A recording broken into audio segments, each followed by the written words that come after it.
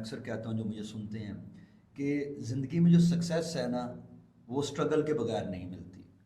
Sir ने बिल्कुल वही आपके सामने बातें की हैं और ये मैं समझता हूँ कि ये मैं नहीं, सब लोग यही बातें करते हैं। ये एंडोर्समेंट है कि जो भी उन्होंने अचीव किया वो सारा कुछ अचीवमेंट उनकी उनकी स्ट्रगल की वजह से थी और वो अर्ली एज में थे। और ये जो बातें मैं आपके सामने इनकी रख रहा हूँ और ये अपनी ज़ुबानी बता रहे हैं और आगे भी हम इनसे बहुत सारी इस तरह के सवालात पूछूंगा मैं जो आपके काम के हैं, ताकि आप लोगों को पता लग सके कि स्ट्रगल के बगैर ये सब पॉसिबल नहीं था।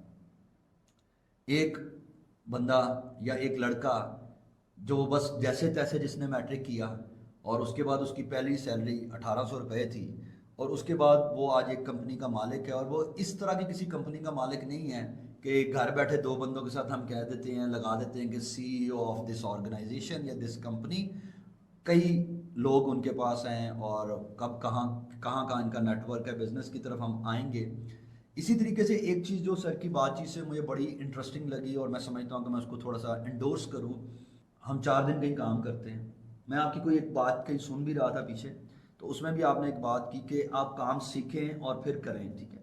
तो हम जहाँ काम सीखते हैं ना, अगले दिन हमें लगता है कि वो हमें काम आ गया है, अब इसके मुकाबले में खड़े हो जाओ। तो सर की जो बात मुझे बड़ी अच्छी लगी और जो मैं समझता हूँ कि अनकही बात थी और यहाँ पे करनी, दोबारा इंडोर्स करना ज़रूरी है कि वो सेम बिजनेस जिनसे सीखा उनके मुकाबले में उस टाइम नहीं ला के खड़ा किया। बाद में अगर ज़िंदगी ने कहीं भी मौका मिले वो एक अलग बात होती है, लेकिन उस टाइम पर्टिकुलर टाइम उन्होंने वहीं पे 9 to 6 नौकरी की और शाम को अपना ई कॉमर्स का सेटअप किया। करते करते फिर वक्त बदला बदला होगा और वो जैसे भी चीज़ें हुई वो अब आगे मैं इनसे ज़रूर पूछूंगा।